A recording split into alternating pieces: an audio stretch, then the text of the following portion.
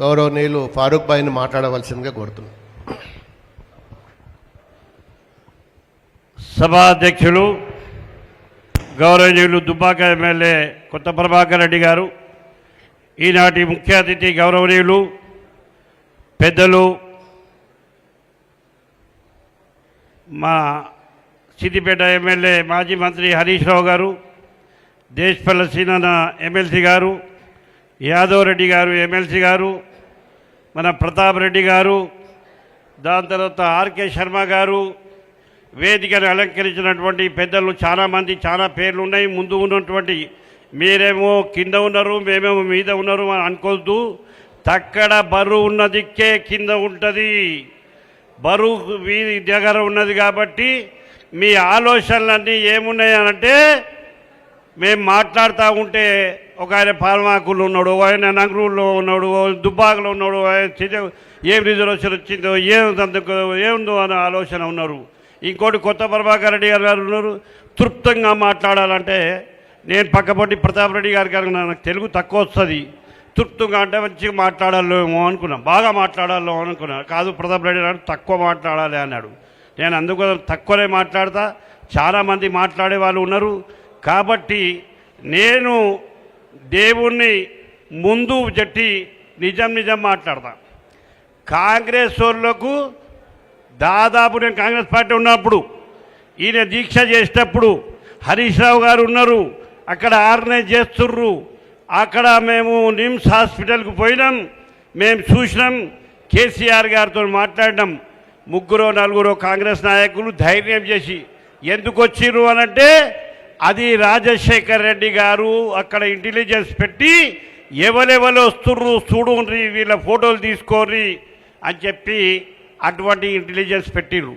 కాంగ్రెస్ వాళ్ళ దాంట్లో దాదాపు రాజశేఖర్ రెడ్డి శిష్యుల దాంట్లో తెలంగాణలో ఉన్నటువంటి వాళ్ళ దాంట్లో 90% వాళ్లకు తెలంగాణ మాట్లాడదాం కానీ తెలంగాణ రావద్దు అని ఉండే. అదే ఇవాళ సీఎం గారు ఉన్నారు, తెలంగాణ మాట్లాడిండా ఎప్పుడన్నా? ఇవాళ క్యాబినెట్లో ఉన్న మంత్రులు పేర్లు చెప్తా, తెలంగాణ మాట్లాడిరా అని అడుగుతా ఉన్నాను. ఏనాడు కూడా తెలంగాణ మాట్లాడిన ముఖ్యమంత్రి అయ్యారు, మంత్రులు అయ్యారు, గద్దెల మీద కూర్చున్నది. ఇవాళ తెలంగాణకి న్యాయం చేస్తా అంటే అది న్యాయమా అంటున్నా.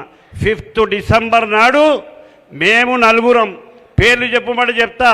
హనుమంతరావు గారు, సర్వే సత్యనారాయణ గారు, అంజన్ కుమార్ యాదవ్ గారు, నేను 4 పోయి కలిసినాం.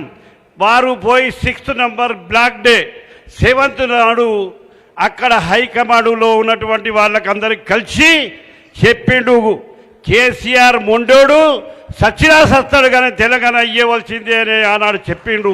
కేసీఆర్కు మేము బాగా గుర్తు, కేసీఆర్ ఎసొంటోడు అని చెప్పి ఈ హరీష్ రావు గారు ఇంటెలిజెన్స్ పెట్టిండు.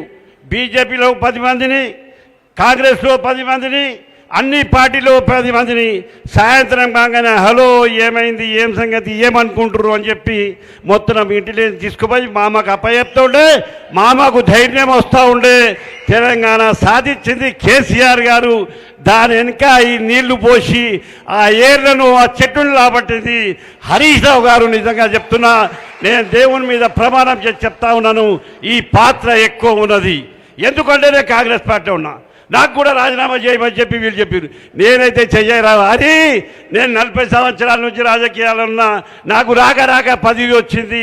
ఈ పదవి మాత్రం విడిచిపెట్టా, మీతో తల్లైనా పడతా కానీ నేనైతే పదవి విడిచిపెట్టా అని చెప్పినా, ఎమ్మెల్యే ఉన్నా హరీష్ రావు గారికి చెప్పినా, నేను జయ తెలంగాణ అంటా, నీకు ఇన్ఫర్మేషన్ ఇస్తా, నడవడి ఎడ్యుకేషన్ అని చెప్పి ఎడ్యుకేషన్ని ముందు తీసుకోబోయేటువంటి హరీష్ రావు గారిని.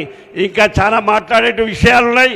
కొన్ని రహస్యాలు ఇస్తే మీరు ఆశ్చర్యపడతారు, పేపర్ వాళ్ళు ఆశ్చర్యపడతారు. కాంగ్రెస్ వాళ్ళు నాయకులు జానారెడ్డి పాత్ర ఏంది, ఆనాడు చెప్పిండు శ్రీనివాస్ గారు, ఇంద్రారెడ్డి పాత్ర ఏంది, విజయశాంతి పాత్ర ఏంది, నరేందర్ పాత్ర ఏంది, వీళ్ళందరూ పార్టీలు పెట్టిండ్రు. అన్ఎంప్లాయిడ్ ఉండే ఎంప్లాయ్మెంట్ దొరకంగానే దుకాణం బంద్ అయిపోయింది. కాబట్టి అవకాశం ఇచ్చినటువంటి పెద్దలకు మీ అందరూ నమస్కారం. మళ్ళా 9th డిసెంబర్ నాడు తప్పకుండా మాట్లాడే ప్రయత్నం, సారీ 9th డిసెంబర్ మన 29th నాడు మాట్లాడే ప్రయత్నం చేస్తా అని చెప్పి అవకాశం ఇచ్చినటువంటి పెద్దలకు నమస్కారం.